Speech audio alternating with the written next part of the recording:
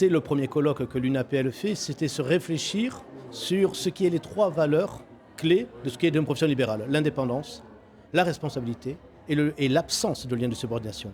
Et au fil de la discussion, on a vu que c'était pas si évident que ça. En fait, le but, c'était de faire réfléchir toute la salle en se disant qu'on avait 3 thèmes clairs qui, en fait, avec l'évolution des gros groupements, du passage de l'entrepreneur individuel à une entreprise, parfois à des sociétés de profession libérale, ça a évolué. Si l'image d'Épinal du professionnel libéral renvoie traditionnellement aux professions de notaire, médecin et avocat, depuis quelque temps, le libéral est entré dans une nouvelle ère. La création d'entreprises marque une tendance très forte sur le territoire, notamment chez les jeunes de moins de 35 ans. Plus d'1 sur 2 aspire à créer son entreprise. Le secteur libéral observe aussi une tendance croissante des créations avec 350 000 entreprises libérales supplémentaires chaque année. Une aspiration à l'autonomie en opposition au traditionnel CDI qui était jusqu'à présent la norme. De nouveaux besoins créent de nouveaux métiers liés au coaching, l'informatique ou encore le bien-être. Autant d'activités qui redessinent la carte et la définition de ce qu'est une profession libérale. L'arrivée sur le marché d'une génération généralement plus diplômée s'accompagne aussi d'une certaine quête de sens dans le choix de son activité. Il y a une quête de sens dans le travail qui est croissante, on le voit dans les statistiques et chacun peut le voir autour de soi.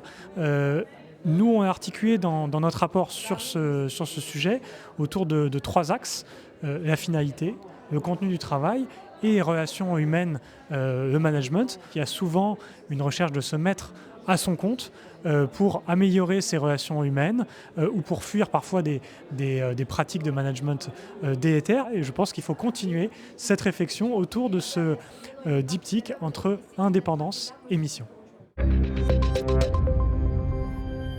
Le développement de nouveaux métiers, l'arrivée de nouvelles générations qui aspirent à l'autonomie, et c'est sans doute, encore une fois, une opportunité à saisir pour que les professions libérales voient leur rang s'étoffer et qu'elles soient sans doute demain plus entendues, puisqu'on sait que dans une société démocratique, le nombre est un argument important pour être entendu.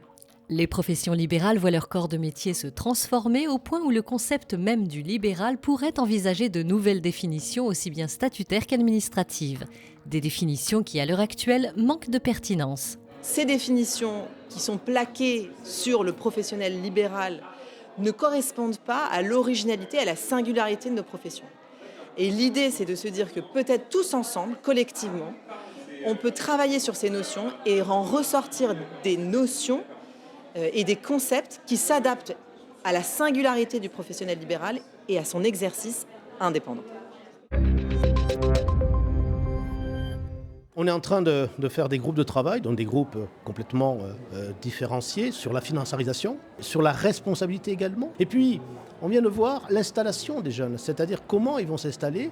Donc tout cela va nous nourrir à des groupes de travail. Le premier qui va être très prochainement mis en œuvre, c'est la financiarisation, puisqu'on a le rapport du Sénat qui va un peu nous aider dans le schéma pour que tout cela, on fournisse encore plus d'informations, mais également surtout vis-à-vis du législateur de fournir, et pourquoi pas, des amendements ou des textes à faire modifier. Voilà, et c'est un peu la vocation quand même première de l'UNAPL, être les représentants des professionnels libéraux.